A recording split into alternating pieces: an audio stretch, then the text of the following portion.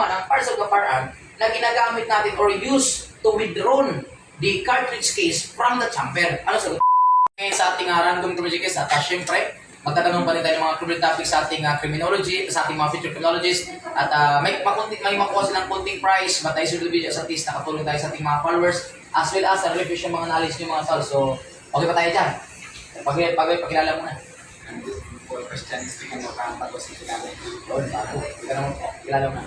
I'm Sheila Tagunisa from Pacific City. Okay, sige mga pride pala ng Bago City. Sige. Ito yung unang katanungan natin. Punta tayo sa ating ballistics tayo. Okay now, sa ating ballistics, so pinag-aralan natin yung firearm dyan, no? The motion of projectile. Yung galaw ng nasabing mga projectile, pinag-aralan natin sa ballistics as well as yung firearm natin.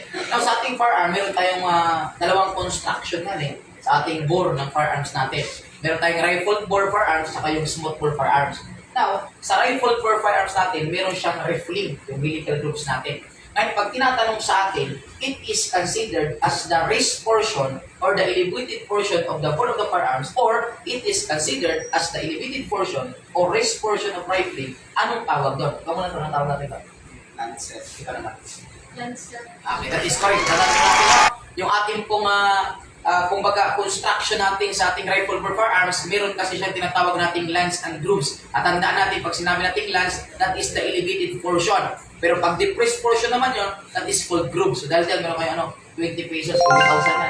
So pang-snap nyo lang mamaya. Okay, sige, pangalawang tanong natin. Para sa lagang 50 million. Okay? Sige, dito naman tayo sa ating parts of firearm. Now, sa parts of firearm natin, kapag tinatanong sa atin, ejector. Yung ejector is a parts of firearm that used to throw the cartridge case out to the firearm. Para mailabas sa firearm, kailangan ng ejector. Yun yung purpose niya is to throw out the cartridge case sa ating firearm. Kaya minsan nakikita natin sa crime scene, meron tayong mga cartridge case or fire chain na nakikita. It's because of the jump of ejector.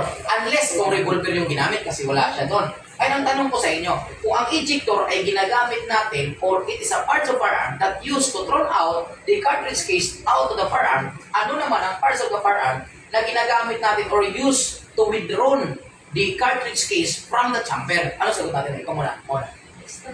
Ikaw naman tol. That is also correct sa tanda natin.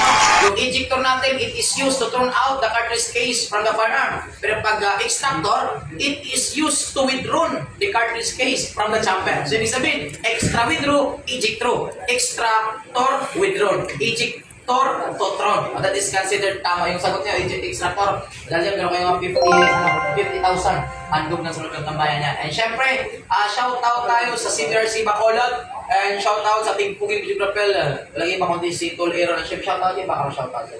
Shout out from Bago City College and Sir Bitongga, James Blue. Kaya, shout out.